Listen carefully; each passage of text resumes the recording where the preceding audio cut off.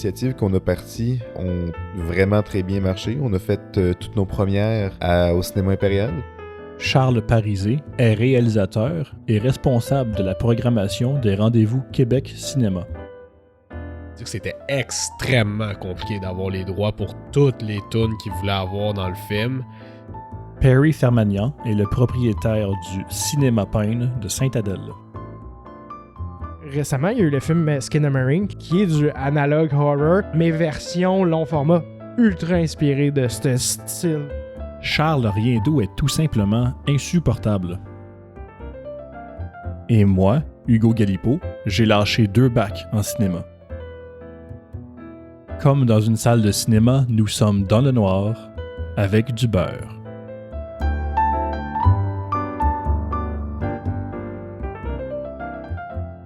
Moi, j'ai vu cette semaine Winnie the Pooh, Blood and Honey. Il est sorti, ce chef-d'œuvre! Ouais, ben, je pense que c'est des éditions spéciales là, qui sortent à gauche et à droite. Il n'y a pas eu de wide release. Là. Non, je sais, j'ai même pas su qu'il... Ben, je savais qu'il allait faire un film de ça, là, mais ils ne l'ont même pas offert à personne. Là. J'ai même pas vu dans les listings d'aucun cinéma. Il n'y a pas eu de publication. Fait que c'était... Je suis allé voir ça mardi au Quartier Latin. Mm-hmm. Puis vu que c'était un événement spécial, il n'avait pas le rabais du mardi. Fait que j'ai payé full price pour cette cochonnerie-là. Puis personnellement, j'aurais pas payé 2$. Là. C'est vraiment mauvais. Là. C'est genre, il y a des YouTubers qui font des meilleures affaires que ça. Là. les masques de Winnie the Pooh puis de Piglet, ça, c'est littéralement des masques d'Halloween. Genre, oh my god. C'est supposé être des animorphes, là, genre des animaux humains, whatever, un peu creepy. C'est littéralement des masques en caoutchouc, puis ils essayent même pas de le cacher. Ils sont allés au Dollarama, le gars il a mis ça, puis il y a une scène ridicule que Pooh, il mange du miel, puis il fait juste... je sais pas pourquoi ils ont fait des close-ups sur ses doigts pleins de miel, qui vient juste frotter le miel sur la bouche en plastique, là. Ça paraît qu'il ne mange pas, il fait faire comme un make-believe, un enfant qui joue, genre... Il essaye même pas de faire ça un peu crédible. Mais c'est-tu supposé être un gars avec un costume? Non, justement, c'est supposé être un vrai ourson. Là. Ouais. C'est pas en voyant les trailers, je pensais que c'était supposé être un gars dans un costume. Non, c'est vraiment c'est des animorphes. C'est ça qui set depuis le début du film. Comme ils se transforment en... Non, mais animorphes dans le sens... des hybrides. Là, des personnes. Des animaux anthropomorphiques. Ouais, c'est ça. Des animaux anthropomorphiques. Là, qui ont la shape un peu d'un humain, mais qui ont la face d'un animal. C'est ça. Ils ont des attributs humains, mais ça reste des animaux. Oh mon dieu. C'est tellement pourri. Là. Pourri. Je comprends pourquoi ils l'ont mis plein prix. Ouais, pourri, ouais, c'est ça. Pun intended. Ouais. Oh my god. Fait que c'était... Mais ce film-là est positif, somme toute. Parce que j'aime le fait que une propriété intellectuelle qui est échue est rendue domaine public. Tu commences à penser que Disney il voulait notre bien en empêchant ça. They wanted to save us. Ils voulaient nous regarde qu'est-ce qui arrive. Non, mais là, ça c'est sûr que c'est un des... c'est un des rares... Je dirais pas premier, parce que c'est déjà arrivé avant, là, mais c'est un des rares, tu sais, comme grosse... justement, gros nom, là, grosse franchise qui arrive dans le domaine public. Ça, c'est un cash grab, là, c'est sûr. Là. Ils l'ont fait juste pour être les premiers à faire de quoi avec Winnie the Pooh. On dit qu'ils veulent faire ça aussitôt. Ah, qu'est-ce qu'on va faire? C'est une affaire pour enfants. En faire dans un film d'horreur. Exactement, on va faire un slasher. C'est comme le contraire. C'est pas créatif. Là. Ouais, mais c'est très trendy. Là. C'est ça. Mais là, c'est dommage, le domaine public. Là, au Canada, c'est 50 ans avant que quelque chose tombe dans le domaine public. Ouais. Aux États-Unis, c'est 70 ans. Mm-hmm. Au Canada, ils ont décidé cette année qu'ils allaient pousser ça de 20 ans. Bon, ben.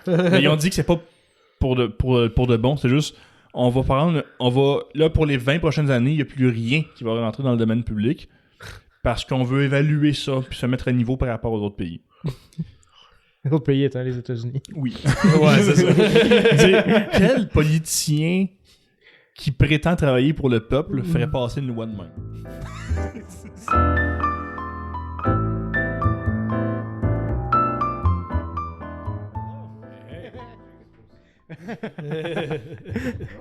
Ça va, toi? On commençait à parler de Pooh.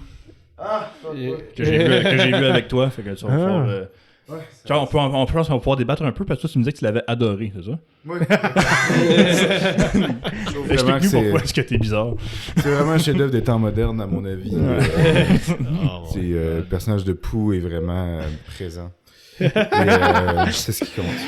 Il est vraiment sur l'écran, il est là. Ok. Ah, c'est plus sur l'écran que ça. Écoute, difficile à être plus là que ça. Là. Ouais. Plus là que ça, c'est surprésent. Là. Est-ce que C'est quoi tu les dirais... headlines? C'est quoi les headlines? Pas bon, tu sais, it's a movie. Ouais, C'est ça, est-ce c'est que ça, tu dirais que les- c'est un des films de tous les temps? C'est vraiment, ouais, il est dans tous les films, il est là-dedans. Là. Dans tous les films qui ont été faits, il est là. Impressionnant. Ouais. The actor was really acting. Ah, j'irai pas jusque-là.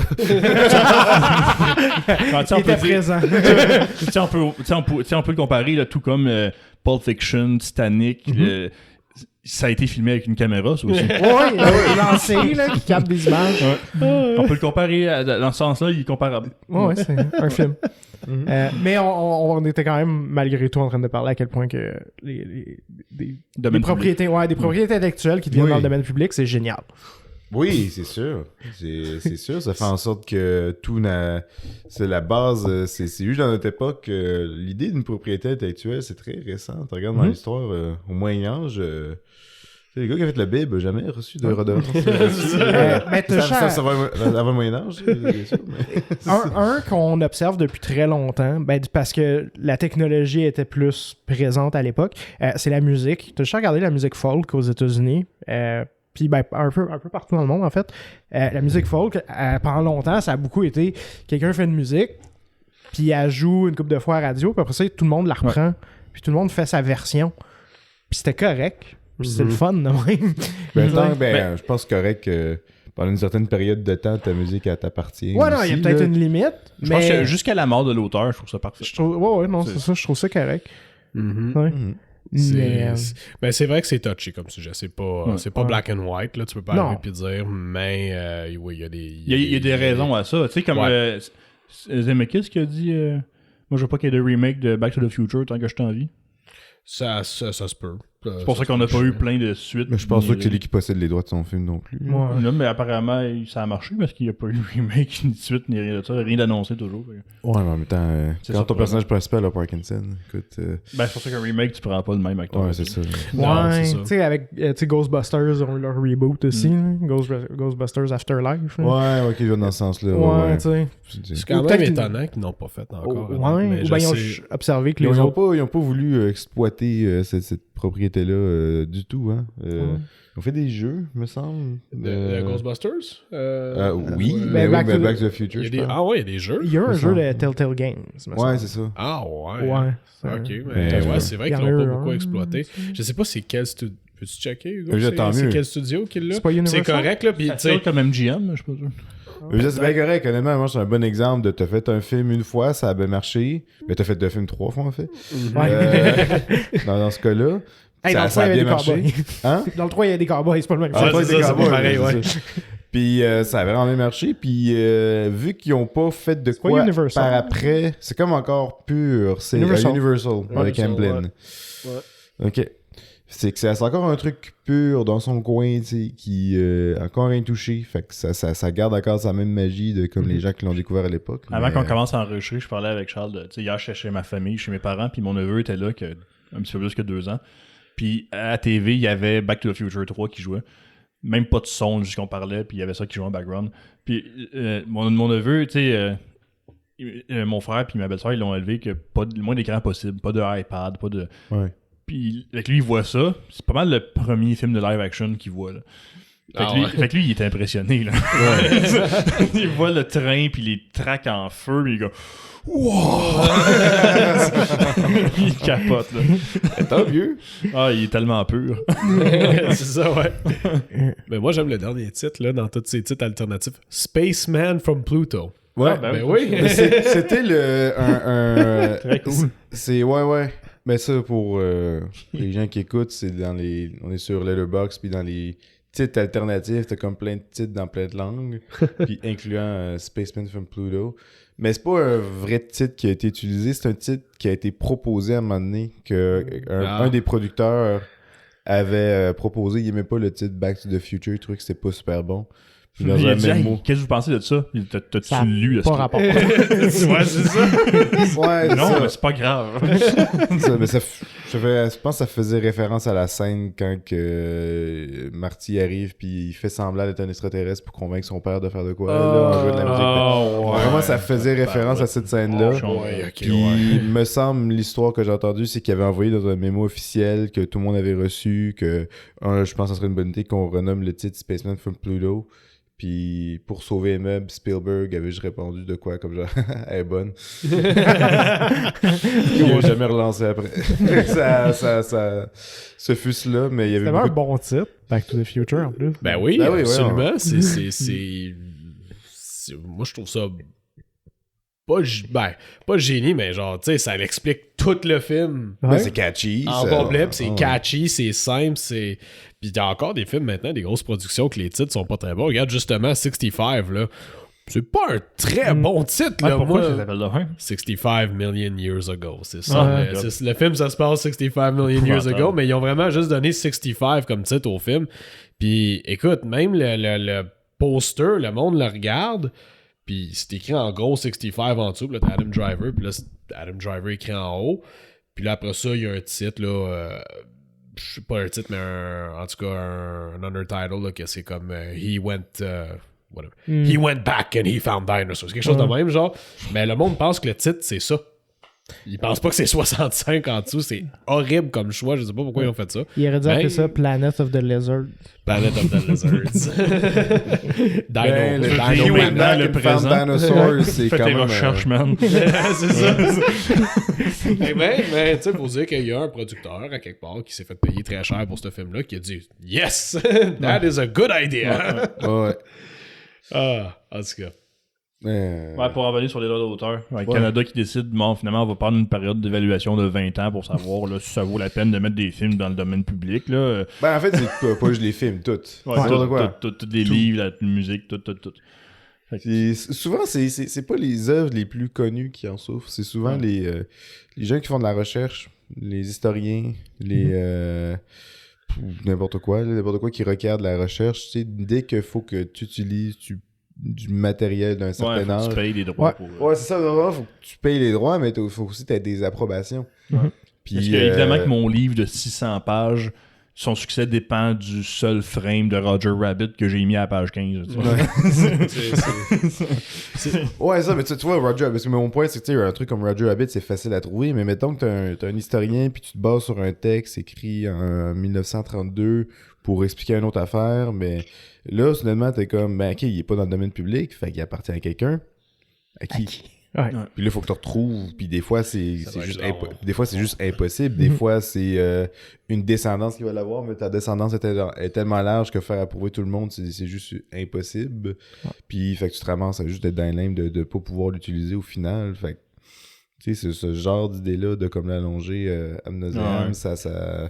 Il y a bien des domaines qui en souffrent, qui sont pas juste la toune populaire de telle année qu'on peut pas utiliser pour mon sample. Non, c'est ça. Ouais, Ouais, c'est un bon point. Je peux prendre un exemple récent, le film Le Plongeur, que je sais pas si vous l'avez vu, il est très très bon. Ouais, j'ai hâte de le voir. C'est- j'ai hâte de le voir. Moi, fait le film d'ouverture à mon festival. Oui, c'est vrai, oui. Puis on parlera après de ton festival, tu nous diras comment ça s'est passé. Mais lui, il a dit que il y a beaucoup de musique dedans. Ça se passe au début des années 2000.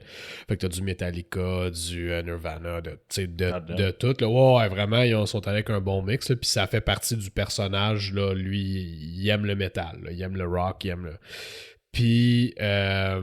Francis Leclerc a dit que c'était extrêmement compliqué d'avoir les droits pour toutes les tunes qu'il voulait avoir dans le film. Et puis, moi, je suis prêt à... C'est le fils de Félix Leclerc, lui, right? T'sais, fait qu'il est quand même... Je dis pas qu'il est plugué, mais genre, dans le monde musical, il est connu quand même. Là, Ouais, là, plus je veux dire, que la personne plus que average, n'importe hein. plus que toi ou moi, là, tu sais, là, genre. Fait qu'il a probablement réussi à cause de ça, tu sais, ces plugs-là. Je dirais entre pas jusque autres, là. Je pense que quand tu fais face à avoir une tune de Iron Maiden, t'as bien beau être le fils de quelqu'un. Ouais, c'est sûr. Je là. pense que quand tu fais face à eux, t'es à peu près n'importe qui. Il a peut-être sa tête Ah, parce que ouais. tu sais un peu comment ça marche, un Ouais, c'est label ça. ou whatever. Ou ben, il connaît là, la mais- personne qui Mais- peut le mettre en contact. Ben, je pense, ce que je veux dire, c'est qu'il Ouais, est pas c'est ça. high level comme eux, mais il est au moins peut-être mid-level au niveau des labels puis des studios de production puis tout le kit. Fait qu'au moins, il est déjà bien parti, mais encore une fois, si t'es un gars puis tu pars de nulle part puis tu veux faire ça, c'est impossible que tu sois capable de faire ça. Puis ça limite, je trouve, la créativité d'un film. Ça te limite un peu dans ce que tu peux offrir, tu sais. Fait que ça, je trouve ça de valeur. Le meilleur exemple, ce qu'on a eu récemment, c'était le film Crazy. Il avait plus le droit de le vendre en Blu-ray DVD parce qu'il y avait le droit d'une chanson, je me souviens plus laquelle dedans, qu'il y avait... Ben, Crazy de Gnarls Barkley, je pense. C'était-tu celle-là? Ok, fait que... en tout cas, tu sais, là, si c'est lui, en plus, il est mort. C'est ça, mettons que c'est cette tonne-là. Le gars, il est décédé. Le film, il est sorti officiellement au cinéma, là, 15 ans de ça, 16 ans, 2004, 2005, je m'en souviens plus, là. Quasiment 20 ans. Qu'est-ce que ça change sacrément en 2022, là, tu sais, que non, t'as plus le droit de vendre les DVD parce que la toune... c'est ça, je trouve, c'est abusif. Ouais, mais ça doit être là, une histoire très compliquée dans les niveaux légaux. Là, ça a tombé dans des limbes, je sais pas combien de temps non plus. Là, mais c'est sûr, c'est pas une histoire très clear-cut. C'est probablement qu'eux se sont aperçus comme genre, on a perdu les droits pour telle affaire. Ou peut-être c'est quelqu'un qui a ramené, qui a ressorti le contrat, puis comme genre, il y a tel faille dans le contrat qui fait en sorte, tu sais, je connais pas l'histoire. Ouais. Mais ça devrait être comme mais c'est plate enfer, que ça arrive. C'est ça. C'est ça l'affaire. Ça devrait pas être si compliqué. C'est plate que ça l'arrive, c'est ça. C'est très très plate que ça arrive, là. Fait que le résultat, c'était que tu pouvais pas écouter le film. Tout simplement. Il était plus nulle part en streaming, peu importe, à moins que tu avais le DVD chez vous, puis tu pouvais pas l'écouter. Puis là, finalement, quand ils ont eu les droits, là, c'était CV encore dans le temps. Là, ils l'ont remis en vente, puis ils ont fait comme un coffret Blu-ray, whatever. Ils l'ont remasterisé aussi. Ils l'ont remasterisé, puis tout le kit aussi. Puis, tu sais, tant mieux, tu sais, justement, ils en ont profité pour comme leur lancer comme ça, tu sais, sauf que, tu sais, c'était pas, comme tu dis, c'était pas nécessaire de faire ça serait moins épais, toutes les affaires de droits d'auteur, si les compagnies n'étaient pas aussi rapaces à propos de ça. Ils sont très rapaces. C'est comme il y a eu des histoires, là, ça fait un bout de ça déjà, mais que Disney qui poursuivait des garderies parce qu'il y avait des peintures de leurs personnages chez eux de la garderie. Justement, on parlait d'Iron Maiden tantôt aussi. Là. Eux autres, c'est d'un pire. C'est horrible. Tu sais, first, le nom d'où est-ce que ça vient, c'est un instrument de torture médiéval. Fait que. Le nom, ça existait bien avant ton band. Tu devrais pas avoir le ownership de ce nom-là. Puis il y a un jeu vidéo qui est sorti qui s'appelait Ion, comme un ion. Ça, Iron Maiden. Puis ben, un petit jeu indie, là, un FPS rétro, genre, puis ils ont poursuivi, ils changent de nom. Parce qu'ils disaient que c'est parce que tu veux rider notre popularité. Ouais, pis... c'est un jeu de mots, premièrement. Techniquement, un jeu de mots, tu sais, c'est pas couvert. C'est ça, tu sais. Je pense que comment c'est écrit dans la règle, c'est Everywhere in Perpetuity, là, que t'as le droit de faire du... parodie. C'est ça, parodie. Là. Mais pour que ça soit une parodie, il faudrait que dans le contenu, il y ait comme de quoi qui se moque de ça ou qui détourne. Ouais, ça, mais tu sais, c'est un peu le jeu en général est un peu une espèce de synthèse un peu de cette époque-là. Ben, tu sais, années 90, FPS, rétro, un peu violent. Mais probablement qu'ils savent que si ça allait en cours, ils perdraient un mais ils ont juste tellement d'avocats puis tellement d'argent à mettre là-dessus que c'est pas grave, ils ont même pas besoin de se rendre jusqu'en cours. La personne comme tu vas la drainer de ses ressources, de son temps, de son énergie, de son argent. C'est ça. Tout le kit, puis à un moment donné, elle fait juste abandonner comme OK, laisse faire, on va changer de nom. C'est ça qu'ils ont fait. C'est ça l'idée derrière ce genre de poursuite-là. Mais ce qui est encore plus hypocrite derrière ça, c'est que c'est, comme tu dis, ça existait longtemps avant eux autres, Iron Maiden. Disney qui ont fait leur succès. Il a fait son argent parce que dans ses premiers films en noir et blanc, il utilisait de la musique libre de droit. Ouais. c'est comme ça que des concepts de films libres de droit. Les premiers films d'animation de Disney, tu sais, des contes, là, sont libres de droit. Quelqu'un qui a écrit ça, là, Blanche-Neige des 7 nains, là, ça n'a pas émergé de nulle part. Quelqu'un qui a écrit ça 100, 200 ans avant eux autres, avant qu'ils fassent un film. Il volait pas, c'est le domaine public. Fait qu'il a fait son argent avec le domaine public, puis aujourd'hui, non. Ça marche pas de même. Ouais. Parce que tout le monde utilise les frères Grimm comme référence, puis même eux, ils ont utilisé... C'était pas ceux qui ont créé ça, juste qu'ils ont pris plein de comptes, puis eux, ils ont comme un peu codifié Exactement. ça, rendu ça un peu plus concret. Mais là, aujourd'hui, ils mettent une barrière à ça, puis ils empêchent ça de se reproduire. C'est tellement triste. C'est tellement plate. Puis je pense, encore une fois, c'est ça l'important de dire, c'est que ceux qui souffrent le plus de ça, c'est les plus petits. C'est pas Iron Maiden. Oh, on a perdu 1000$ parce que lui, il a sorti un jeu avec notre nom dessus, tu sais. Sans calice, ils valent déjà 200 millions, eux autres, c'est pas plus, là, tu sais, sauf que c'est là. Tu sais, Pinocchio, c'est un bon exemple.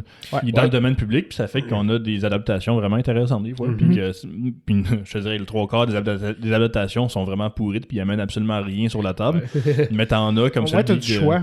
C'est ça. Celui de Guillermo del Toro de cette année, c'est un beau film qui amène des... Tu sais, le fait que Pinocchio, il soit plus comme un arbre qu'un être humain, c'est intéressant. Ils vont amener des choses qui changent un peu la donne. Puis tout ça, ça se pourrait pas si le domaine public n'existerait pas. Le film de zombies à cause de... Ouais, c'est ça que j'allais dire. Ouais. Voyons... Romero qui a oublié de trademark son premier film. Ça a mal été fait, je me rappelle plus exactement. Sur le logo d'ouverture, il n'y avait pas le logo trademark. Fait que, à l'époque, il fallait que tu fasses ça. Aujourd'hui, tu n'as pas besoin de le faire. Ouais. Non, c'est ça. C'est aujourd'hui, c'est ça. Fait parce qu'avant, c'était... Le titre qu'il y avait avant, c'était... Night of the Flesh Eaters, je pense. Puis ils l'ont changé dernière minute pour dans la Living production Dead. du film. Fait que quand ils ont changé le titre, ils l'ont fait à la roche, puis ils ont oublié de mettre le logo de copyright. À cause de ça, le zombie puis son apparence telle que montrée dans Night of the Living Dead sont devenus domaine public, puis tout le monde peut s'en servir. C'est pour ça qu'il y a des milliers de suites puis de remakes de Night of the Living Dead, puis ils ont le droit parce que le mangeur de cerveau, là, comme Romero l'a fait, même tout le monde peut en faire. C'est à cause de ça qu'on a plein d'excellents films et de jeux vidéo de zombies qu'on n'aurait jamais pu avoir. Tu sais, genre Frankenstein, tu sais, tout ce qui est vampire, momie, tout ça. On est chanceux que ça a été comme inventé là, une centaine et plus d'années, tu sais. Parce que les premières adaptations qu'on avait, par contre, de ça, c'était pas ils étaient pas libres de droit. Non, c'est ça. Dracula 31, ils l'ont acheté, les droits de livre. Ouais. Mais, tu sais, si ça avait été fait plus récemment, ces idées-là qu'on a, ces archétypes-là de ces monstres-là, appartiendraient à un studio.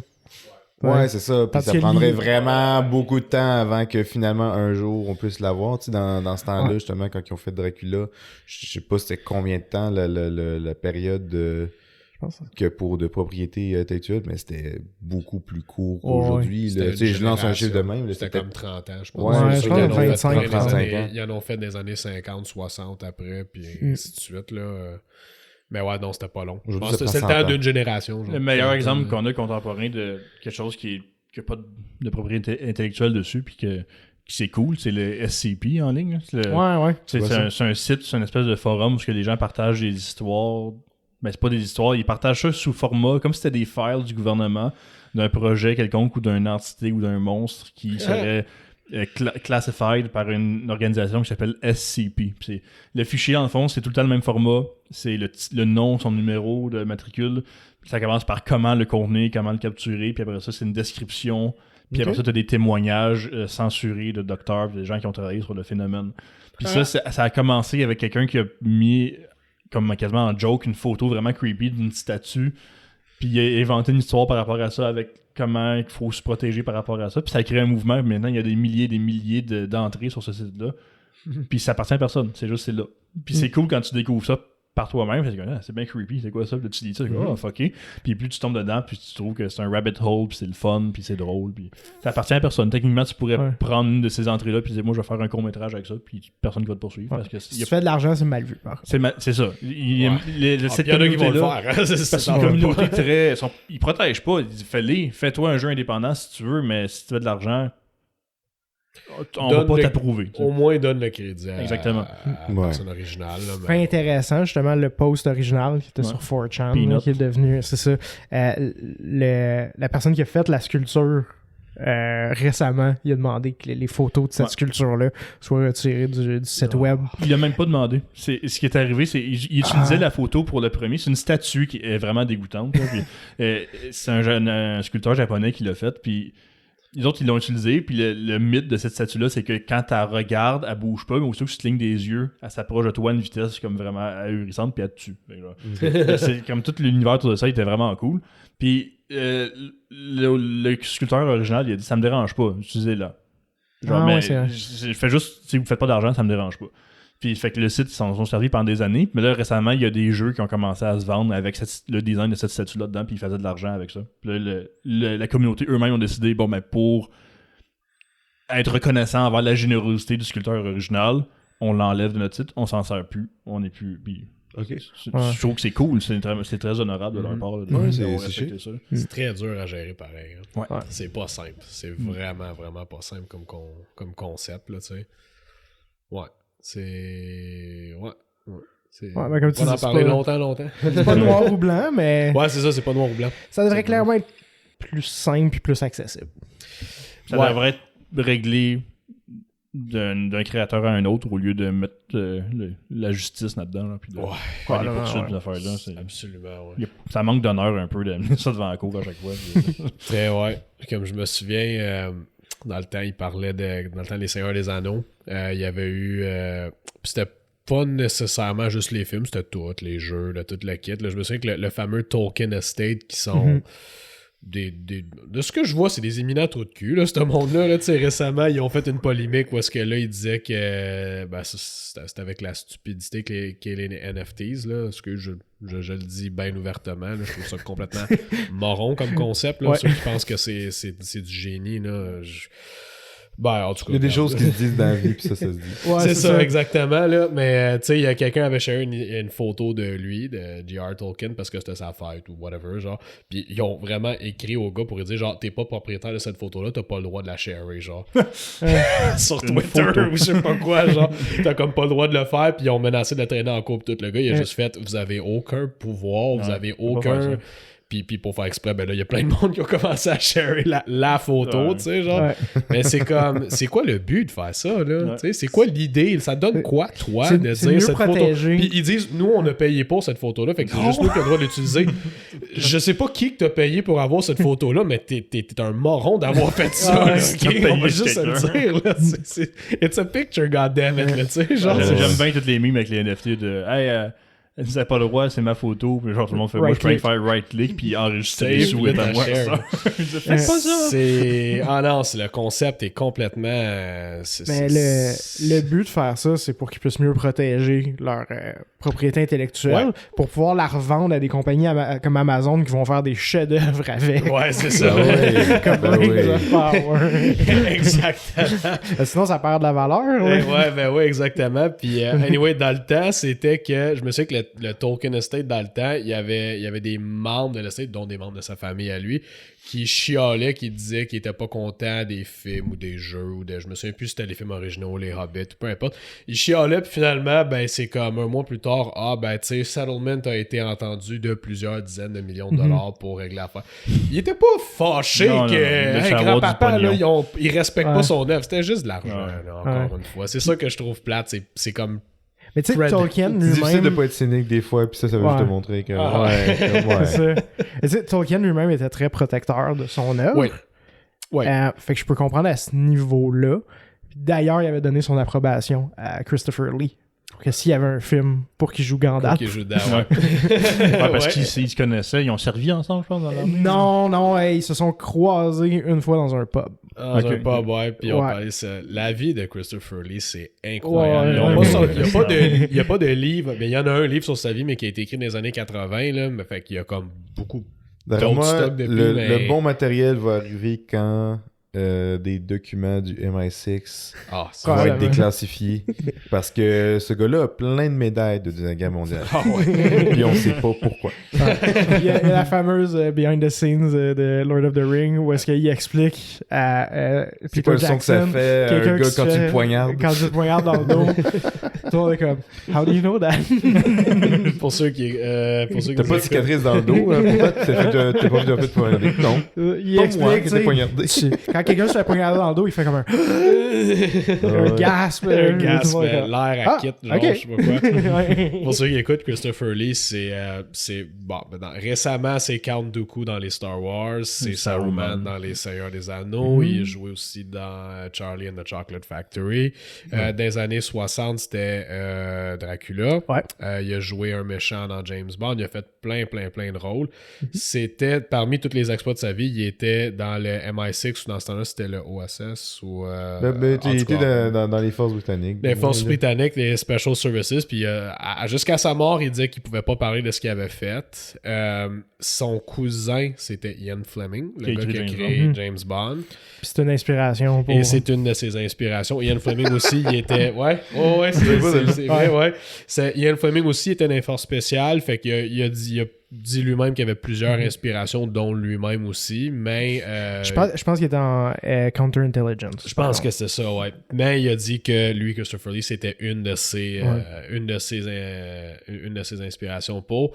Il a failli se marier à la reine du Danemark, de la Suède, ou quelque chose de même, là. Un des deux, elle avait été offert en mariage, puis il a dit non, respectueusement, parce que j'ai une carrière d'acteur, puis dans ce temps-là, c'était une profession pas noble, genre, ou en tout cas... Comment elle s'appelle déjà? Grace Kelly, elle avait... quand elle est devenue princesse de Monaco, elle avait arrêté de jouer. Ouais, c'est très vrai. C'est très vrai. Quoi d'autre qu'il a fait? C'est un excellent chanteur. Oui, il a sorti un album de métal à 91 ans. Il avait rencontré pas Christopher Tolkien, mais J.R.R. Tolkien, puis lui avait déjà dit je veux que ce soit toi qui joue Gandalf le jour qu'ils vont faire un film. Il y a d'autres trucs aussi qu'il a fait. Mais il a une très grosse carrière. Il y a comme 200 films. À ce qui paraît, c'est parce qu'il a vraiment impressionné avec sa connaissance et sa compréhension du personnage puis de l'univers. Il a fait Dracula aussi. Ouais, ça a été 60. Avec les films de la Hammer, là, il était dans cette gang-là. C'est lui qui a popularisé le Dracula qu'on connaît aujourd'hui. Un peu. Ouais, absolument. De toute façon, lui puis Bela Lugosi. Ouais. Absolument. C'était le deuxième. T'sais, après Bela Lugosi au début, là, c'est pour ça qu'on disait justement, ils ont fait celui-là, puis comme 30 ans après, ils ont fait les Hammer, les Hammer Bros. Fait que c'était quoi l'autre truc aussi qu'il a fait qui était absolument fascinant? En tout cas, peu importe, là, Sa recette de pâté chinois était excellente. J'en douterais même pas. Ouais, c'est ça, j'en douterais même pas. L'homme est tellement incroyable. C'est lui qui a inventé la poutine. C'est ça, Drummond, là, avec dans le champ. Il était un fencer, il se battait avec dans les Star Wars, les combats d'épée, majoritairement, c'était lui qui les faisait. Ça serait une des raisons pour laquelle il y a un sabre. Il y a son sabre, son bent saber, whatever, parce que lui, il a dit, une épée, un fencing sword, c'est comme ça, tu sais. Puis, il a fait pas mal toutes ses cascades, mais pas ses cascades, mais c'est les combats de sabre laser, les chorégraphies, c'est lui qui les faisait. Est-ce que tu fais un backflip à 80 ans? Non, il a pas fait un front flip d'un étage à l'autre, je pense, là, mais... Non, il s'est battu contre le vrai Yoda. Le vrai Yoda, man. Wow. Il s'est battu contre le vrai Yoda. C'est le seul qui a osé. Meilleure scène improvisée dans le cinéma ever. Il filmait même pas, il pensait pas qu'il filmait. Il faisait juste se battre. Lui pis Danny DeVito. On va juste s'ostiner à la cafétéria pour savoir qui va avoir la dernière bouchée du hamburger. Puis si ça virait en bataille, puis... C'est pas supposé être ennemi au départ dans le film, mais là, ils ont filmé cette scène-là comme genre, I guess c'est un CT ça. Il a mangé le jello vert, puis Yoda était fâché. Ça, c'est la dernière truc que je cherchais. Il a assisté à la dernière exécution publique en France. Si tu regardes, en 19... Il était pas vieux, il avait genre... Mais c'est comme un genre en des années 70, c'est déjà. Non. Oui, la dernière qu'ils ont faite, c'est dans les années 70. Mais public. Mais était. Tu peux la voir, tu peux voir la vidéo sur YouTube. Public, c'est-à-dire dans la rue. Genre, comme la guillotine est là, genre au coin. Ouais. Puis là, tu peux juste t'assembler en rond autour, genre, puis regarder. Puis là, il emmène le monsieur, il le sac dedans, puis là, ils font tomber le truc dessus. Tu peux voir la vidéo sur YouTube. Puis il y a une petite foule autour, puis lui, il est dans cette foule-là. Puis il avait 10 ans ou 11 ans ou quelque chose de même. Là. Il était pas vieux. Mais il l'a vu. C'est quand même spécial. Mais oui, la dernière exécution, c'était c'était des années 70 en France, qui est quand même assez... Par guillotine, en plus, qui est quand Ouais. même fucké. C'était public, parce que tu pouvais aller la voir, mais celle-là, c'était vraiment public, genre old school, genre... Ça, c'était public dans le sens. genre du justice Ok. sociale. Le là, faire public, c'est dans la rue, puis l'autre, faut que t'achètes un billet. Fait que t'aies un billet, ouais, c'est ça, faut que tu Tu fasses t'as un petit programme, là, on donne un petit. Ça a lieu, toutes petit des affaires qui ont poncho eu pour lieu que plus tu tard sentes que pas. tu penserais. là. Ouais. Ouais, les traditions, la vie dure, là. Ouais, tu sais, absolument, ouais. dégazer le pot, interdire la guillotine, ce genre de choses-là. Ah, man. Fait que, Charles, raconte-nous le festival, comment ça a été. Oh boy, gros sujet. Oui, mais oui. Ouais, grosso, Ben, grosso. Parle-nous de ton festival pour commencer, puis après ça, dis-nous comment ça s'est passé. C'est un Oui, festival de ben- quoi? De cinéma, je pense, hein? Ouais, Non, de manicure. Il y avait des films, là, hein, c'est ça? ouais, on fait ça s'appelle Film and Manicure. Ah! C'est, t'écoutes un film, puis pendant que quelqu'un est en train de te lisser les doigts, là. Ah. C'est comme le Jones Barbecue and Foot Massage.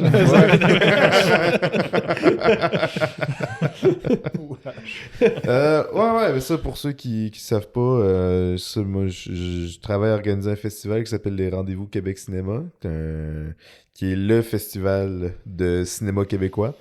Moi, je suis responsable de la programmation du festival, donc tout ce qui touche à un film qui est présenté dans une salle, c'est par moi que ça passe.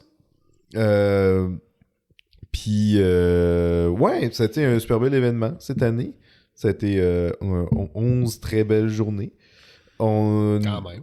Quand même, ouais. Ouais, c'est quelque chose. Ah, c'est quand même quelque chose. Ouais, ouais. C'est vraiment le fun de participer à ça. Parce que moi, j'aime beaucoup la mission dans laquelle j'embarque qui est de promouvoir et fêter le cinéma québécois. Puis faire en sorte que peut-être le faire découvrir à des gens qui soit qui connaissent moins ou qu'il y ait des films qui veulent découvrir, ben viens chez nous, on va te faire découvrir ça. Puis ça a très bien été cette année. Les nouvelles initiatives qu'on a parties ont vraiment très bien marché. On a fait toutes nos premières au cinéma impérial. Avant, ça se faisait au Cinéplex Quartier Latin, quand même dans une grosse salle, mais on avait envie d'aller vers ailleurs. Il y a un charme à cette salle-là, l'Impérial. Non, mais l'Impérial, c'est magique là, quand tu rentres là-dedans. Je trouve pas que c'est... J'irais pas voir tous mes films, là, mais pour un événement, c'est cool. Ben oui, c'est ça, mais justement, ça fait première, ça fait Ouais. cinéma, ça fait...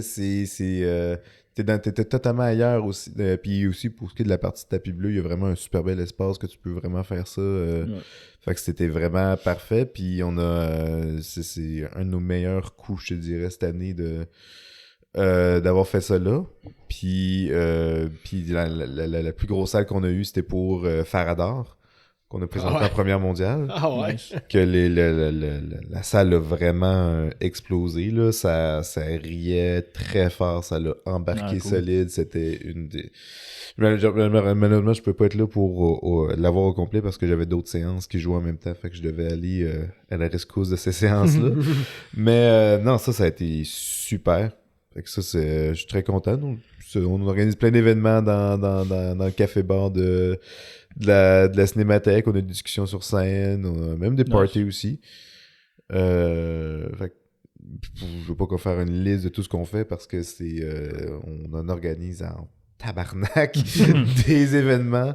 Mais pour finir, c'était un super gros plaisir. Puis les gens se sont pointés. Il y a des films que je suis vraiment heureux de voir que, ok, c'est un film qui ça fait longtemps qu'on en a parlé, c'est peut-être un peu vieux, tu sais, c'est pas comme s'il venait de sortir, mais les gens, une 50aine de personnes dans la salle qui vont venir voir ce film-là, ok, c'est très cool. Fait qu'en tout et partout, je suis très, très, très heureux. Combien de films en tout vous avez présenté? Ben, avec les courts-métrages, en total, c'est toujours autour de 300. Quand même. Puis les longs-métrages, ça serait quoi? Je pense qu'on avait 4... 3.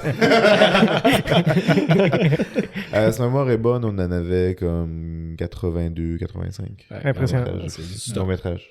C'est du stock en saga. Tout du film québécois. Il n'y a rien d'Europe, il n'y a rien de... Ben, l'idée, c'est ça à la base. C'est québécois. Tu sais, des fois, tu as des coproductions qui se font. Là. Des fois, on veut mettre ça de l'avant. Mettons, il y avait un film majoritairement français, mais avec de l'argent québécois qui a été fait dedans avec Antoine Bertrand, qui s'appelle 3 fois rien, une petite comédie française. ouais, ça. Ben, tu sais, il y avait une coproduction minoritaire québécoise. On avait de la place. Puis comme puis le film est bon. Fait comme let's go, on a présenté ça.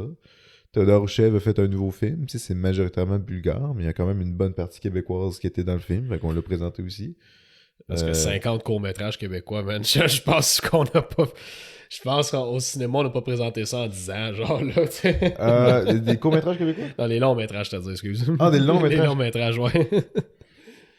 T'en présentes pas de pause, ça? Non, on en présente, non, mais je veux dire... On présente beaucoup, Tu sais, mais... par année, il n'y a pas 50. Ah, Au ok, cinéma, ok. je veux dire, il n'y a, Ça se rend pas dans les il y a salles, pas là. 50 longs-métrages québécois qui sortent par année au cinéma, là, tu sais. Ah, oui. Oui. Ouais, il y en a. Pas au cinéma, ok, Ouais, peut-être, c'est c'est ça. ça. T'avais-tu vu Viking au pain? Oui, on l'a eu, ouais. Il avait été bien populaire. Il avait C'était été bien populaire. Ouais, c'est dans ce sens-là, je le dis pas. C'est parce que c'est ça, des fois, une Ils ont grosse des année de films Une sortie- québécois. une sortie c'est commerciale comme, ici, là. ouais, les sorties Ouais. commerciales, c'est comme. 10, 12, genre à peu près. Là. C'est une grosse année là, pour le cinéma québécois, là, tu sais, au cinéma. En tout cas, Présente là, aussi tu sais, beaucoup de au cinéma. documentaires. Mais oui, c'est vrai. Là, si tu prends toutes les autres les petites productions qui se font, c'est sûr qu'il y en a plein qui sortent Est-ce que sur plein de ça plateformes. serait possible pour toi de présenter des courts-métrages avant le début des films? On en présente de temps en temps. Des fois, les distributeurs. Comme là, j'en ai un en ce moment avant le film Crépuscule pour un tueur. C'est quoi? C'est. J'ai oublié. Je l'ai pas vu, en fait. Moi, j'ai vu le film. Le court-métrage, je sais pas dessus, mais là, il nous en a envoyé un. J'ai oublié le nom, par contre. En fait, non. Il s'appelle Crépuscule Short avant. Fait que. Je sais pas c'est quoi le nom officiel du film, là, Ok, mais on en a de temps en temps, là. Ça. C'est une bonne idée, ce serait cool de voir ça plus souvent. C'est une bonne idée. Faut pas qu'il soit trop long, ça qui est plate, parce que sinon le monde il se plaigne. Ouais, ils sortent à Non, la c'est salle du normal, je veux là, voir un c'est, Mario. Oh, il y a de la confusion. Non, mais c'est normal aussi. Mais t'avertis les gens, là, mais surtout, si tu le présentes en salle de cinéma, en festival, c'est une autre affaire. En festival, tu peux t'en permettre un peu plus. Là. Ouais, le monde s'y attend. Mais en salle, quelque chose au-dessus de 5 minutes, ça commence à étirer. C'est très long. 10 ouais. gros max. Les Imelda, on les avait présentés comme ça. Il y en avait un, 2. En fait, le premier était sur YouTube, je pense. Puis le deuxième, c'était au cinéma. Puis il y en a fait un troisième. Le troisième, il était 18 ou 19 minutes. C'était très long. Ça commence à être long. C'était très, très long pour un short avant un film de presque 2 heures. Là. Je me souviens que le monde, il sortait. Puis il était comme, ouais, ça part-tu, là, parce que là, 5 minutes. Tu sais, 5 minutes. Fait que. Mais ouais, le concept il est cool quand même. Ce serait le fun de refaire ça comme dans le temps avant. Là, tu sais, là, Un peu comme Pixar, qui a les animations ouais. qu'ils font au début. Ouais, absolument, ouais. Puis même là... Tu cherches quelqu'un qui te les programmer, hein, tu me dis ça? souvent, ça va être le distributeur qui va le faire. C'est qui va nous dire, mettons, tu sais, on a ce court-métrage-là dans nos affaires qui a été réalisé par un de nos réalisateurs ou peu importe. Est-ce que tu veux le présenter? Nous, on dit toujours oui. Là. Il y a des places qui disent non. Je sais pas pourquoi exactement, là, mais nous, on dit toujours oui. Là. On le fait, mais c'est ça. Faut pas que ça soit long, puis faut que ça l'applique à la même crowd aussi. Tu sais, mettons, Cœur de Slush qui s'en vient, ben tu mets pas quelque chose de Slush?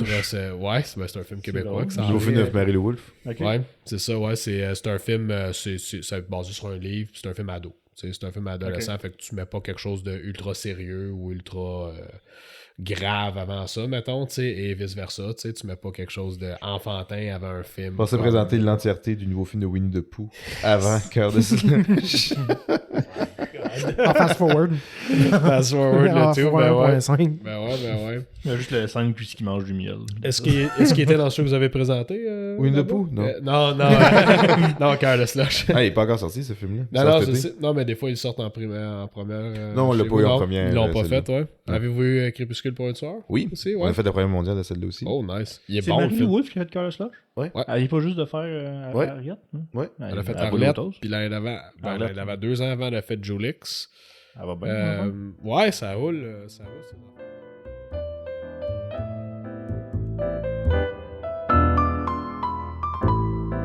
Il y a des bonnes affaires qui sont sur TikTok, pareil. Il y a Je suis pas là-dessus. Mais- Moi non plus, mais Moi, c'est j'ai uploadé vu sur... des TikTok. Mais... C'est ça, c'est uploadé sur plein d'autres plateformes, puis il y en a des gens qui réussissent à faire des affaires pas mal drôles. Là. C'est pas... Ben, Ouais, c'est sûr, oui. écoute, je me fais à ce que j'ai vu. Je suis pas sur TikTok moi non plus, mais beaucoup de gens que je connais m'envoient plein de choses de TikTok. Puis c'est comme YouTube à ses débuts, là. Ou Vine, là, tu sais, je veux Vine, dire. c'est plus Vine. C'est plus Vine, mais c'est juste all out creativity. C'est comme tu fais ce que tu veux, puis t'as autant de chances que ton vidéo devienne virale que le gars déjà connu qui a déjà un gros following. C'est plus fair, démocratique, entre parenthèses, versus YouTube maintenant, qui est vraiment... Moi, je trouve que c'est vraiment rendu une plateforme faite pour genre... Si t'es pas devenu connu sur YouTube le 10 ans, ben too fucking bad for you. Là. Tu deviendras pas connu avec YouTube. Tu sais, là, genre, si t'as pas gone up en même temps que PewDiePie, puis Squeezie, puis whatever, ben c'est comme bonne chance. Là, genre, ouais, c'est trop saturé. C'est beaucoup trop saturé, tu sais. Ben, ils ont pas leur niveau, mais il y a quand même des gens qui réussissent à avoir 1 million, genre. C'est ça. Je pense que Joe Laver, c'est un bon exemple d'un gars qui tu sais, il y a des très bons créateurs, là, c'est pas parce qu'ils sont pourris ou nuls à chier, juste que c'est vraiment fait pour que, ok, il y en a une petite gang qui se sont levés par-dessus les autres, puis là, tout l'algorithme est fait pour que eux restent là, genre, puis tout le reste en dessous, c'est comme... À moins que t'aies déjà un gros studio de production derrière toi. À moins, exactement. À moins que t'aies déjà la grosse machine en arrière de toi, t'as une grosse business, t'as une grosse... peu paye importe, pour toujours être dans recommended. t'es capable de te mettre à fond dedans, là, tu peux, mais si t'es juste un gars qui veut faire des vidéos chez vous ici, là, ben... tu ferais mieux d'être très original, puis même là, tu ferais mieux d'être chanceux aussi pour que ça décolle, tu sais. Fait que c'est ça que je trouve la différence entre YouTube, ben, pas juste YouTube, mais tu sais, TikTok, c'est que c'est encore très wild, très un peu n'importe quoi, fait que t'as de tout. Fait que t'as du cringe, t'as du drôle. Ce qui me dérange, c'est juste comment que le cringe devient populaire, là. Que tout ce qui est populaire, c'est comme... C'est la merde, là. Ah ouais, non, c'est plate à dire, là, c'est de même, là, tu sais, mais on n'a pas vu de célébrité YouTube aller faire des films à date, hein? Bo Burnham. Qui? Bo Burnham. Ouais, c'est vrai. C'est un YouTuber qui est... Ben, lui, il est dans l'humoriste, mais ouais... Il faisait des Vines aussi à la base. YouTube Vine, puis maintenant, il y a un special sur Netflix là, de 1h30. Ah ouais? Inside. C'est là, j'allais dire, tant que TikTok sont pas rendus à faire des films. Mais là, je réalise que même les YouTubers font pas... Il y en a qui font des... qui ont comme financé leurs films eux-mêmes. Ouais. Mais ça n'a jamais été des... Non, pas des... Je pense pas qu'il y en a qui sont devenus pas des... dans le mainstream. Wide release, gros studio. Mais le best, c'est qu'il va avoir des émissions de TV. Il n'y a pas Jake Paul qui avait des émissions de TV à Disney? Ouais. Ben, Logan Paul puis Jake Paul, ils ont commencé avec Disney+. Ils ont commencé avec Disney+. Pas Disney+, mais Disney Channel aussi. Ouais, Disney Channel dans ce temps-là. Real? Ouais. C'est là qu'ils sont devenus connus? Ils ont commencé avec ça, ok, c'est vrai. Puis ils faisaient quoi? C'était genre le Disney Club ou je sais pas quoi, genre là, mais... Je sais pas. J'en ai aucune idée. Est-ce qu'ils se battaient? Ouais. Est-ce qu'ils faisaient du UFC dans le C'est là qu'ils ont temps? commencé leur carrière et comment ils ont commencé à être violents. Ils ont commencé avec des absolute assholes. Non, mais tu sais, moi, je le cite souvent, mais le YouTuber Joel Haver, c'est un gars qui a commencé il y a peut-être 1 an ou 2, puis qu'il était vraiment pas connu, puis que récemment, ça a piqué, puis qu'il est rendu très populaire, puis il fait du voice acting dans des jeux, il a participé à des séries sur Amazon Prime. Il va avoir une carrière, c'est sûr et certain. Tant mieux. Il y en a encore, c'est juste que c'est plus niche. C'est plus niche. Il y aura plus... Il pourra jamais atteindre le 100 millions de subscribers comme PewDiePie. Ça arrivera pas. Ah non, ça c'est fini. Un autre bon Zach Hadel puis Michael Cusack. Ouais. Zach Hadel, c'est Psychic Pebbles. Là. Fait qu'il a pas commencé avec YouTube, il a commencé avec Newgrounds. C'est les autres qui font des animations sur YouTube. Mais ils ont commencé avec Newgrounds. En fait. Ouais, Newgrounds sont migrés vers YouTube. Après YouTube. Puis YouTube, ils ont dit, on donne plus d'argent pour le travail qui est fait behind the scenes. Fait que fuck off. Ouais, c'est ça. Puis là, maintenant, c'est que maintenant, ils ont une série animée, là, Adult Swim. Adult Swim, oui, une série. Ouais. Mais le YouTube, c'est pas la bonne place pour après ça, comme pour te former pour après ça faire du cinéma. Là. Non, probablement pas. C'est pour la télévision, oui, peut-être. David F. Sandberg, là, celui qui a fait et réalisé Shazam, et lui a commencé sur YouTube. Ouais, c'est vrai. Mais il faisait des films qu'il mettait sur YouTube après. Ouais, il envoyait dans des festivals, puis il les mettait sur YouTube. Ouais, c'est ça. Mais c'est quand même un gars de YouTube, puis il reste sur YouTube, c'est ça qui est le fun. Ouais, quand même.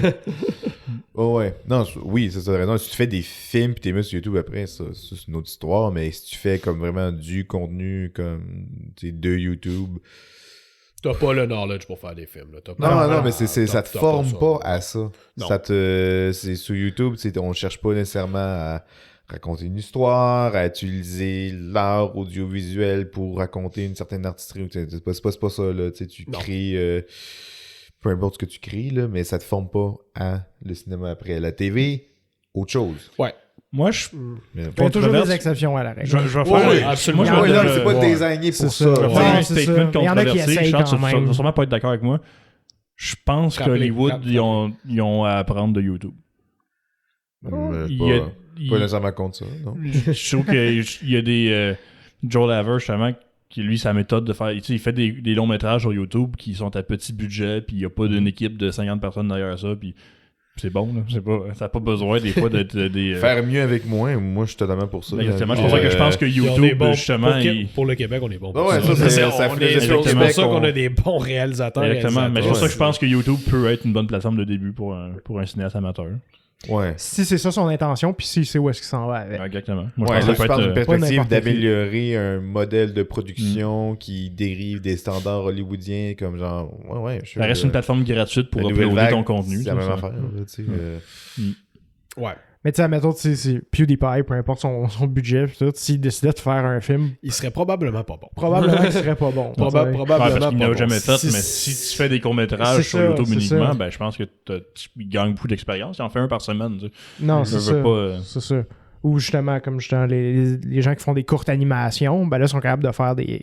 Ouais. Après ça, de transitionner puis de faire des épisodes de 15-20 minutes. Tu sais. Ça fonctionne. Tu sais. Je pense en même temps, c'est comme important pour le cinéma que tu ailles. Faut que tu aiguises un peu ton couteau avant de te rendre à un Ouais. point de faire quelque chose de pas bon nécessairement, mais en tout cas, que tu peux pas juste arriver puis faire n'importe quoi puis ça c'est bon là, tu sais, je pense que TikTok c'est ça non, pas c'est ça, non mais je veux dire, non mais t'as de la marde là sur TikTok, t'as plein de monde qui font de la Christine marde qui a zéro vue, tu sais, mais t'as quand même accès à la plateforme, tu peux quand même poster ton contenu là, tandis que ton film, ben si t'es pas bon pour faire un film, ben tu vas même pas réussir à le réaliser ton film, là, tu n'arriveras pas avec un produit fini à la fin. Non, mais tu sais, là. si tu veux apprendre à faire des films, faut que tu sois dans un environnement où est-ce que des films se font. Ben ouais, absolument.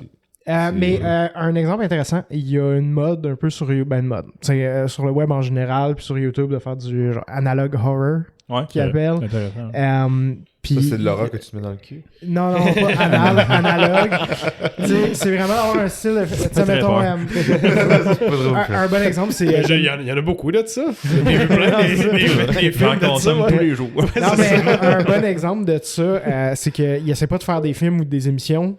Il utilise le format de plein de petites vidéos qui se relient ensemble pour raconter une histoire, mais de façon complètement unique puis nouvelle.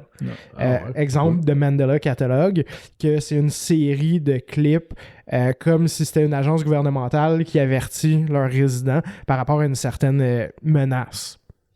Là, Dans un village. Ouais, c'est ça. Puis là, tu te rends compte c'est quoi. Barrez vos portes la nuit, puis ouvrez pas, si vous entendez quelqu'un qui vous veut parler de dehors, ouvrez pas vos fenêtres ni vos portes. Puis c'est vraiment creepy. C'est comme des PSA, genre. on Tu sais, dirait comme, ouais. comme les affaires tu sais, de feux de forêt puis tout ça, tu sais, pour avertir les gens. Mais Ah là, ouais, c'est ouais, contre c'est intéressant, des hein. entités qui émettent des mimiques, genre c'est des entités qui émettent, mettons Hugo il se fait tuer, puis là il m'appelle, puis il se fait mimiquer, Ouais. genre. Puis là, il Hey m'appelle, Charles, il dit, hey, je m'en viens viens-t'en. chez vous. Ouvre-moi qu'est-ce que la tu fais? porte. Ouais. C'est ça, mais il faut pas. T'sais, en tout cas, fait que là, c'est ça. Puis il y a eu récemment, il y a eu le film Skinamarink, qui est du analog Ouais. horror, Qui est vraiment mais inspiré de ça. version Ouais. long format, ultra inspiré de ce style. Ah Puis ouais. Il est terrorisant.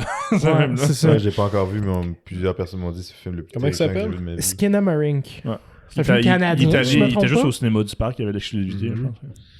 Euh, Ah oui, c'est canadien. Ouais, c'est ça. Ah Puis ouais. c'est inspiré justement de ce style d'horreur-là. Qui est un que- peu fan footage.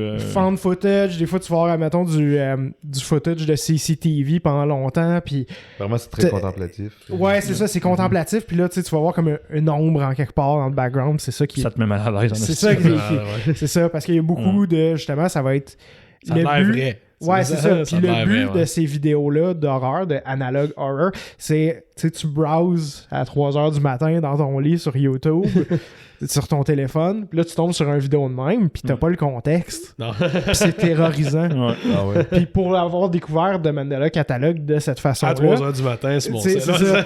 Tu sais, une sleepless night là, sur ton téléphone, puis là, tu tombes dans des rabbit holes sur YouTube, là, tu tombes là-dessus, ça marche, l'effet, Ah, il ouais, est bon. Là, tu tournes T'sais. ton téléphone d'abord. C'est ça. Tu veux pas C'est un regarder. autre style. C'est pas du cinéma, mais c'est du storytelling, vraiment. Les backrooms, Créatif. c'est un autre bon exemple. Ouais, Backroom, c'est un autre bon exemple. C'est du storytelling vraiment créatif qui implique l'audience. Puis qu'après ça, il y a un peu un jeu de comme rassembler tous les éléments pour découvrir c'est quoi l'histoire. Ok. Parle de T'sais. faire un film avec les backrooms, justement. J'ai vu une Ouais, couple ça a d'articles été de ça. confirmé, puis c'est le gars qui a créé qui va réaliser. Ok, C'est cool. vraiment Ça, c'est Cool. cool, ça, Un ouais. film avec Ouais. quoi, t'as dit? Les backrooms. The Backrooms. Backroom, c'est un autre genre de. C'est une série de courts-métrages sur YouTube d'horreur. Je connais pas. Désolé.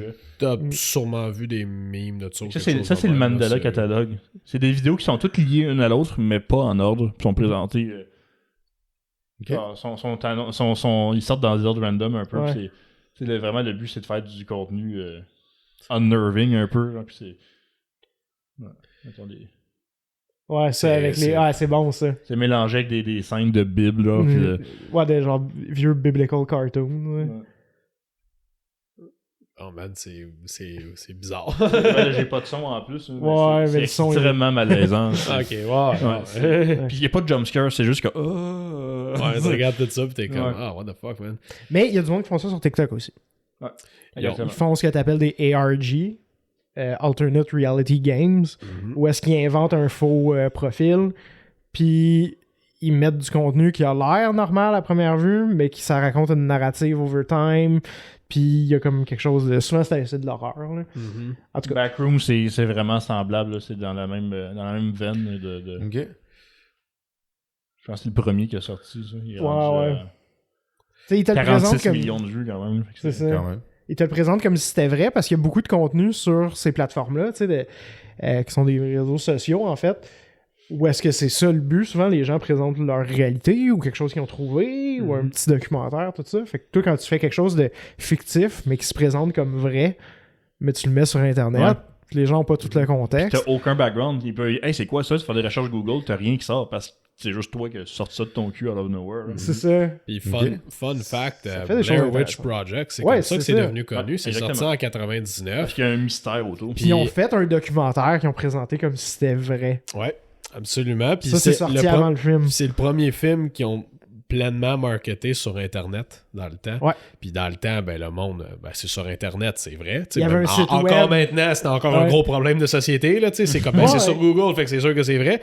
Mais en 99, c'était comme, on upload ça, le monde pensait que c'était sérieux, là, que c'était comme, parce qu'il y avait un site web qui traquait comme les gens qui étaient manquants, puis l'investigation en cours. Exactement. Wow. Fait que ça a été réussi, entre autres, à cause de ça, tu sais, à cause de ça dans le temps.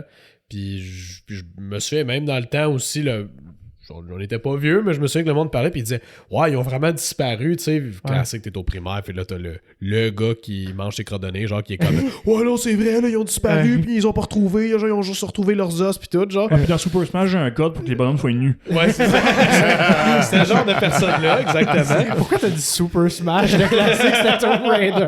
Of all the things. Tu veux voir Pikachu, peut-être? Tu veux voir Pikachu tout nu, mon esprit? Il est déjà tout nu, c'est fait que, pour ça que c'est mon préféré. Fait qu'en tout cas, mais tu vois que ça a été, tu sais, c'est quelque chose qui est quand même utilisé. Ils ont fait, ça me fait penser à un film qui est sorti il y a 2 ans. C'est un film d'horreur suspense. Puis ça se passait tout dans l'ordinateur du gars. J'ai oublié c'est quoi le nom du film. Vous savez lequel que je parle de? C'était avec le chinois qui est dans ouais, c'est Searching. Harold et Kumar, là. Searching ou non, Searching, c'est lui qui est sorti récemment. Ouais. C'est c'est pas Searching, non, Searching, c'est le nouveau. Il y a 2-3 ans, mais c'est la suite. C'est la suite idéologique. Ah ouais. C'est le même concept, mais c'est le même réalisateur, tout, mais c'est une autre histoire. En tout cas, ça commence, le gars, il est juste basically sur son ordinateur, c'est une grosse pub pour Mac. Puis je préfère qu'il fasse ça qu'il invente une marque d'ordinateur de marque. C'est correct, ça a l'air genuine. Puis là, dans le fond, le gars, il parle avec sa fille en FaceTime. Je me souviens exactement de ça. Puis c'est ça, tu sais, là, finalement, la fille, elle disparaît. Mais tout le film au complet se passe dans son ordinateur. Tu vois, il appelle, il check sur Google. Là, je pense qu'il l'a. C'est bien fait. C'est bien fait. C'était bien fait. C'est mieux que Unfriend. Ouais, ça, c'était rough. J'argumenterais que cette mode-là, ça a peut-être été starté par The Ring. Tu sais, tu devrais une cassette avec du footage un peu bizarre. Ça l'a popularisé beaucoup. Très vrai. By the way, il y a un truc de marketing. Tu me faisais penser à ça quand tu parlais de Blair Witch. Quand le 2 est sorti, allez pas voir ce film-là. Non. Mais quand le 2 est sorti... Tu parles de Blair Witch Project 2, pas... The Ring 2. Ah, The Ring, ok, excuse. Ring. Ah non, il y avait The Ring 2. Ouais. The Ring 2, ouais. Puis t'avais un site, puis tu pouvais écrire le numéro de téléphone de quelqu'un. Ah, c'est bon, ça. Puis ça envoyait, puis ça appelait cette personne-là, puis ça disait « Seven Nice. Ah, c'est bon, ça. Mais pourquoi le faire par un bot quand tu peux le faire toi-même? Et pour en remonter plus loin... plein de C'est gens la vraie voix de la petite fille dans le film. Il y a plein de tu sais. gens que j'ai plus le droit d'appeler. pour en remonter plus loin, le marketing, un peu, tu sais, faire croire aux gens, tu sais, qui jouent un peu avec la réalité, puis avec la perception de la réalité. Là, c'était plus une opportunité, plus qu'un marketing voulu. Mais Cannibal Holocaust, dans les années 70, Ouais. tu sais, que les gens pensaient... C'était un des... Je pense que c'était un des vrais premiers found footage movies. Mais c'est bonne pas question. complètement found footage. Ce qui arrive, c'est que t'as des sections plus cinématographiques, normales, puis ces gens-là tombent sur une cassette, puis là, après ça, cette portion-là, parce qu'ils investiguent qu'est-ce qui s'est passé à un groupe d'explorateurs sur une île. Techniquement, je veux dire, comme ça, c'est mon côté un peu piqué, là, il avait trouvé des pellicules. C'était pas des c'est vrai, cassettes. j'ai dit des cassettes, là, c'est vrai, c'est Il a vrai. trouvé La des films. pellicule. Il y a des pellicules dans une cassette. Ouais. Ouais, mais la Ouais, cassette, mais... la cassette n'existait pas en C'est des 1970. pellicules. Mais pis c'est ça, puis il y a des gens qui étaient convaincus que cette portion-là, c'était vrai. C'était vrai. Fait qu'il aurait fallu Ouais, mais que même le réalisateur avait été arrêté. prouve en cours que ces acteurs-là étaient encore en vie. Ok, ouais, j'ai entendu. La seule chose qu'ils ont tué pour de vrai, c'était des animaux. qui est pas correct. Non. Pas correct, mais ça serait vraiment comme cette tribu-là qui sont allés voir, qui ont... Eux autres font ça à chaque jour pour se nourrir. Ça serait pas...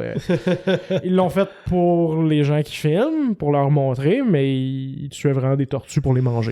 Ah, ok. Ben, si il allait tuer la tortue anyway, comme ça me dérange pas. C'est mon tant que ça. interprétation. Là, je pense pas que ça cute allait des été. tortues, là, fait que... Ouais, c'est pas grave. Ah, non, mais je trouve ça pas correct de tuer un animal juste pour le but de filmer. Là. Non, Tu sais, non. Pour filmer, non, mais pour le plaisir. Ça, mettons, comme, tu sais, dans le film de Eisenstein, quand la grève, quand il tue des vaches, là, puis Ouais. c'est parce qu'il a filmé un abattoir, là, style, là, fait que Mhm. ça va, là, il allait tuer anyway, là, Mhm. fait que si on peut l'occasion de mettre une caméra dessus, comme let's go, là. Comme mais- NC qui ont tiré une vache, pour vrai. Comme quoi? Comme NC. Ah, je savais pas ça. Ouais, ouais, ouais. Pas comme La scène où est-ce qu'ils se font tirer dessus puis ils se cachent en arrière du corps de la vache qui viennent d'essayer de voler. Là. La vache, ils l'ont gonné pour Ils vrai. l'ont tiré pour de vrai. Puis c'est en fait, toutes les armes à feu dans ce film-là, c'est des vraies armes. Puis à chaque fois qu'il y a des tirs, c'est des vrais tirs. À moins qu'ils ont tourné ça dans un pays que c'était... Parce que maintenant, C'est t'en en as Russie. tellement... Ouais, plus. c'est Ah, ça. ben oui, c'est Ouais. ça. Fait que c'est quand- Non, Ouais, ils ont non, tiré ça, la c'est- vache pour de vrai.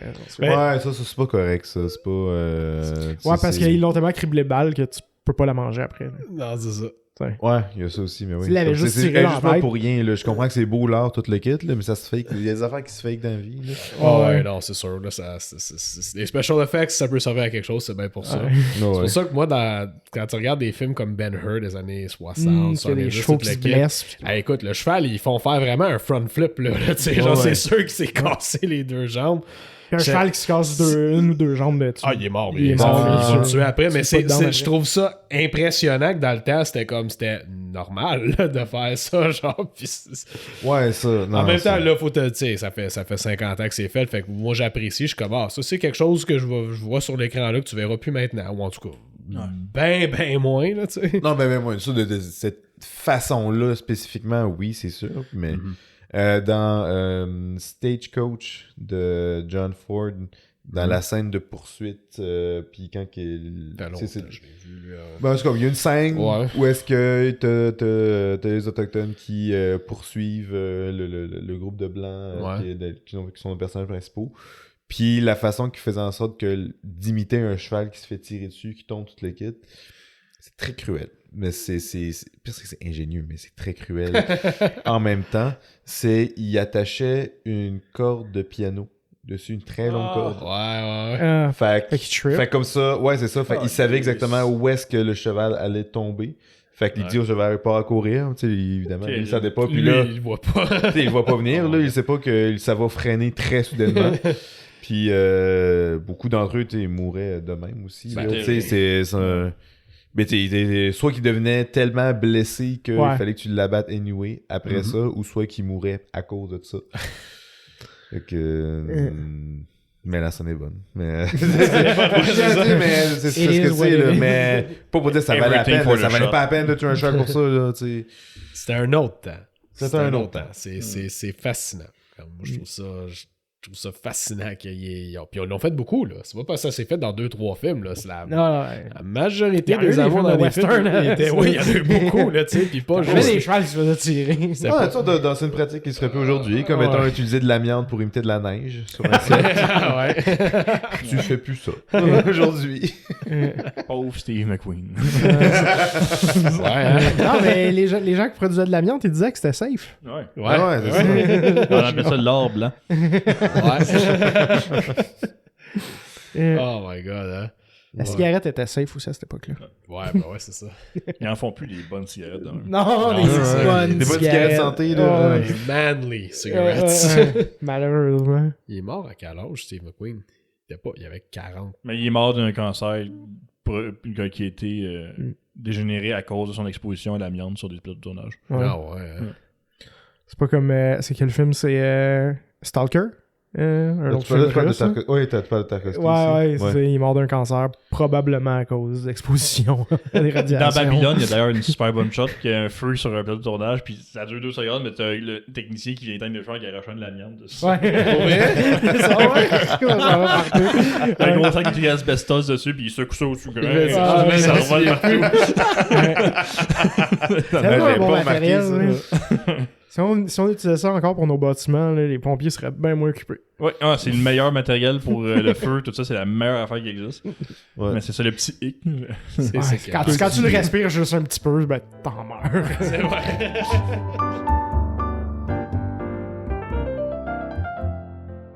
Salut! Maintenant que le podcast est terminé, je vais tenter d'introduire un nouveau segment, un genre de vox pop dans lequel je vais aller rencontrer les spectateurs d'un film qui a pris l'affiche pendant la fin de semaine. Je vais leur poser des questions rapides sur leur appréciation du film en général. Le but de ça serait de nuancer les propos que les gars et moi on maintient pendant le podcast. Des fois, on est peut-être un petit peu trop pessimiste par rapport à certains films, puis je pense que ça peut être pas mal intéressant de comparer ça avec l'opinion des autres. Donc la fin de semaine passée, il y a eu le nouveau Indiana Jones qui a pris l'affiche, et je suis allé au Cinéma Pine de Sainte-Adèle pour demander l'avis de la clientèle. Le début du nouveau Indiana Jones est marqué par la présence à l'écran d'une version rajeunie de Harrison Ford à l'aide d'effets numériques. Pour ceux qui ne l'ont pas écouté, dans notre premier épisode, on parle justement du concept d'acteur virtuel. J'ai été quand même pas mal surpris de constater que la totalité des gens qui sont venus me parler ont bien aimé le film. Le dernier commentaire, c'est de la part de Stéphane Bellavance qui était là par hasard au cinéma ce soir-là.